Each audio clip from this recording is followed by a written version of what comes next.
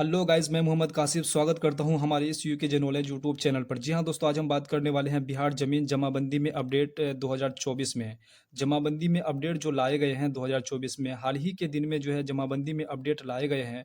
राजस्व एवं भूमि सुधार विभाग और पटना हाईकोर्ट का आदेश जो है कि बहुत सारा व्यक्ति जो है पहले क्या करते थे कि दादा परदादा या फिर अपने पिताजी का ज़मीन जो है बिना बंटवारा किए, बिना वंशावली तैयार किए और बिना जो है रसीद अपने नाम करवाए जो है ज़मीन को बेच दिया करते थे। लेकिन अब जो है ऐसा अपडेट लाए गए हैं कि आपके नाम से जो ज़मीन है, जो ज़मीन जिस ज़मीन का आप पर हक पड़ता है, आपका जो हिस्सा होता है, उसका जो है आपको सबसे पहले उसका रसीद कटवाना पड़ेगा, तभी आप जो उस ज़मीन को बेच पाएँगे। ये जो है पटना हाई कोर्ट का आदेश है और ये चीज़ आपको करना बेहद ज़रूरी है। ये वीडियो आपके लिए बहुत ही इम्पोर्टेंट रहने वाला है, इसलिए वीडियो को जो है शुरू से अंत तक ज़रूर देखिएगा।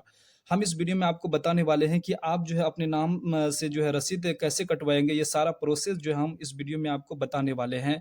और कहाँ-कहाँ जाना पड़ेगा, क्या करना पड़ेगा, किस प्रकार का डॉक्यूमेंट्स आपको लगेगा और किस प्रकार से आपको जो है बँटवारानामा तैयार करना पड़ेगा, वंशावली कैसे तैयार करना पड़ेगा। इस वीडियो में आपको हम पूरा डिटेल जानकारी देने वाले हैं, इसलिए वीडियो में शुरू से अंत तक ज़रूर बने रहिएगा।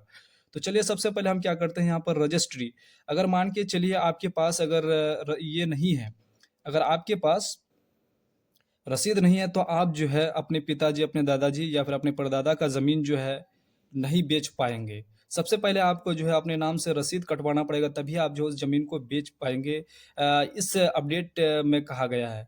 जैसे यहाँ पर रजिस्ट्री जो है करवाने के लिए नई नियम लागू, राजस्व एवं भूमि सुधार विभाग और पटना हाई कोर्ट का आदेश है कि जब तक आप अपने नाम से जो है रसीद नहीं कटवा लेते हैं, तब तक आप जो उस ज़मीन को नहीं बेच पाएँगे। यहाँ पर अगर पिताजी का, दादाजी का या फिर अपने परदादा का जो ज़मीन है, आपका जो हिस्सा है, सबसे पहले आपको जो है सबसे पहले आपको अपना हिस्सा जो है, अपना हिस्सा का जो है आपको रसीद कटवाना पड़ेगा, तभी आप जो वो ज़मीन बेच सकते हैं। अगर आप कोई डीड किए हैं, अगर आप कोई केवाला किए हैं, तो वो तो उतना झमेला नहीं है।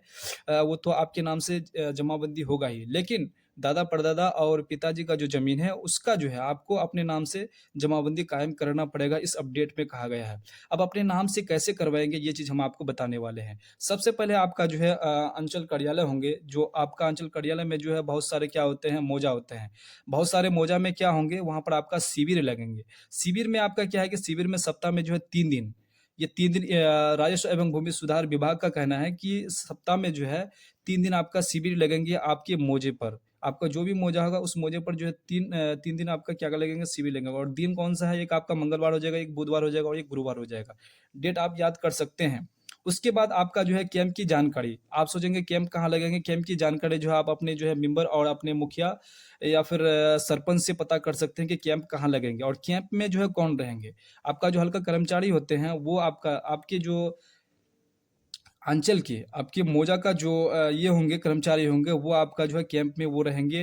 उन्हीं को जो है सारा डॉक्यूमेंट्स देना पड़ेगा और क्या-क्या डॉक्यूमेंट्स देना पड़ेगा, ये भी चीज़ें हम आपको बता देते हैं।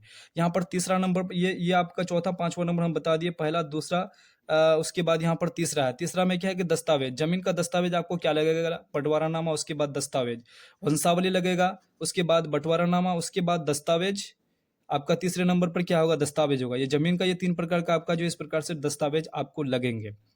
अब जो है यहाँ पर सबसे जो है महत्वपूर्ण इम्पोर्टेंट पॉइंट जो है यहाँ पर बँटवारानामा 3 प्रकार से जो है करवा सकते हैं। ये आपका बँटवारानामा जो है आपके पिताजी का, आपका दादाजी का या फिर आपके परदादा का जो ज़मीन है, वो अपने नाम से वंशावली आप कैसे बनाएँगे, किस प्रकार से बनाएँगे, वही डॉक्यूमेंट्स आपको जो है लेकर के यहाँ पर हल्का कर्मचारी को अपने कैंप में जमा करवाना है।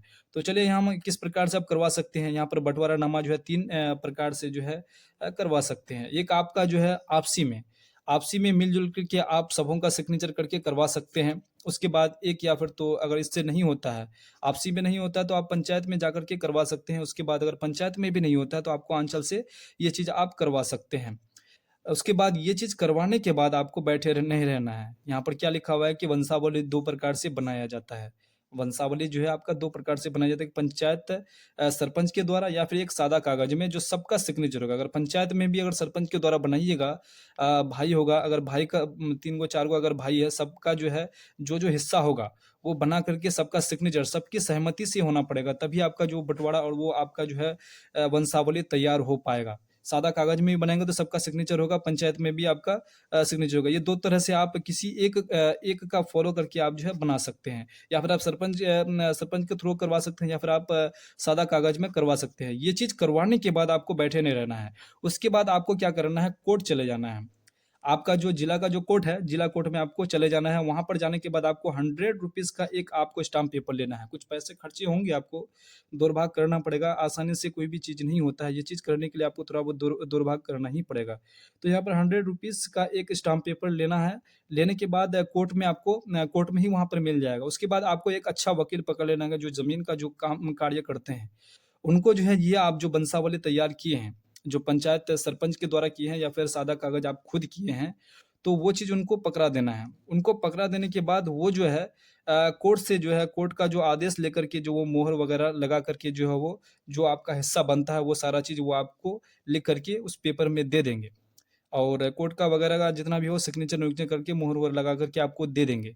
देने के बाद वही चीज़ जो वो चीज़ जो आपका जो वो पेपर देंगे, वही पेपर ले आकर के आपको क्या है कैंप में जमा करवा देना है, ताकि आपके नाम से जो है जमाबंदी कायम हो जाए। आपके नाम से, या फिर दादा का हो या फिर परदादा का या फिर पिताजी का जो ज़मीन हो, पिताजी का भी आपका पिताजी के हिस्से से आपका जो हिस्सा बनेगा वो आपको मिल जाएगा। उसके बाद दादाजी का भी है या फिर आपका परदादा का है, जो भी आपको हिस्सा मिलेगा वो आपको उसमें वंशावली में तैयार करके आपके नाम से जो है जमाबंदी कायम कर दिया जाएगा।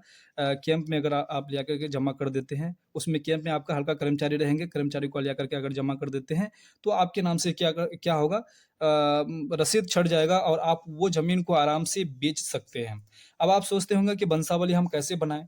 वंशावली बनाने के लिए बड़ी आसान है।